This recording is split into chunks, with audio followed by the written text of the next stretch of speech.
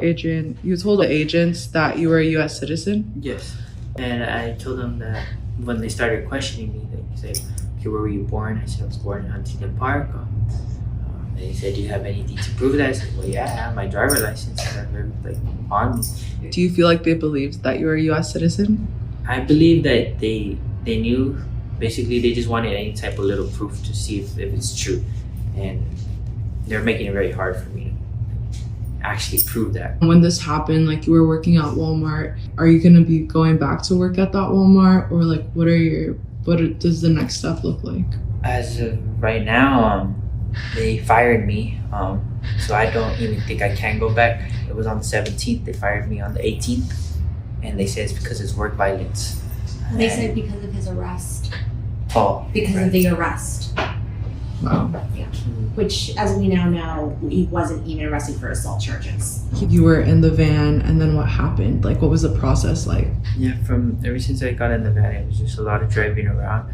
But until we got to the actual building, it was basically where they had all of the people they were getting, like from ICE and getting all those. They were getting people, like if it was a dog shelter, like getting animals, like rounding them up in shackles and chains. And these are hardworking people, and they have them worse than like animals. Like that's what I specifically remember. They're treating us worse than animals. What medical injuries did you sustain during your arrest and detainment? Can you tell me a little bit about that?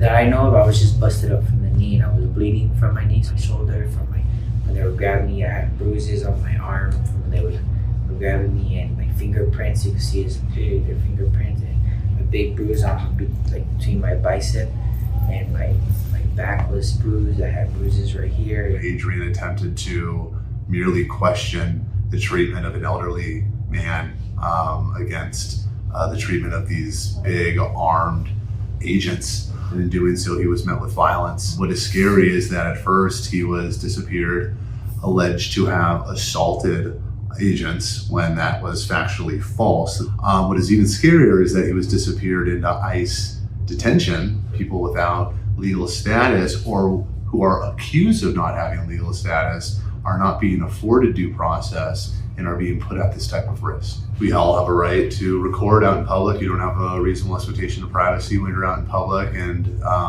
they are acting in this masked way, these almost mercenary type individuals who appear to lack the appropriate training and are enforcing these laws with violence. And that is what's most concerning here.